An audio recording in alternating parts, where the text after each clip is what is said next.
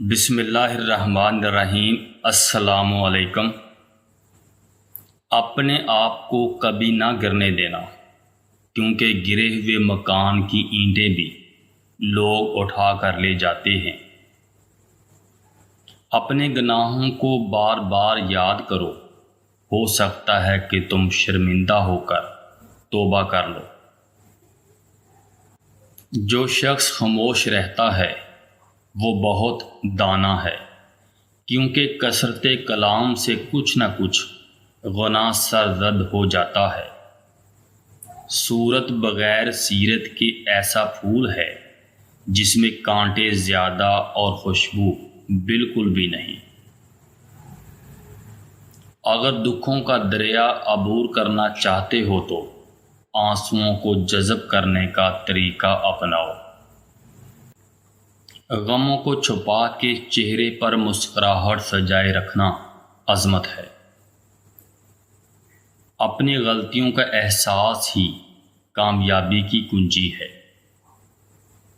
کسی کا دل نہ دکھاؤ، ہو سکتا ہے کہ وہی آنسو تمہارے لیے عذاب بن جائیں۔ کسی کو پانے کی تمنا نہ کرو، خود کو اس قابل بناؤ کہ دنیا تم کو پانے کی تمنا کرے۔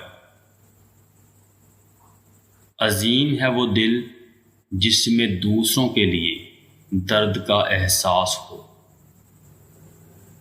پاؤں پھسل جائے تو پھسل جائے، مگر زبان نہ پھسلنے دو۔ کسی زبردست چوٹ سے انسان اپنے دل کا غبار آنسوؤں کی صورت میں نکالتا ہے۔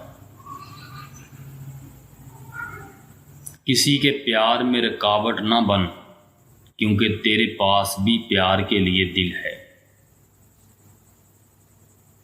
دشمن سے ہمیشہ بچو اور دوست سے اس وقت بچو جب وہ تمہاری تعریف کرنے لگے۔ دنیا میں جینے کے لیے مسکراؤ، کیونکہ دنیا ہنسنے والوں کا ساتھ دیتی ہے اور رونے والوں کو چھوڑ دیتی ہے۔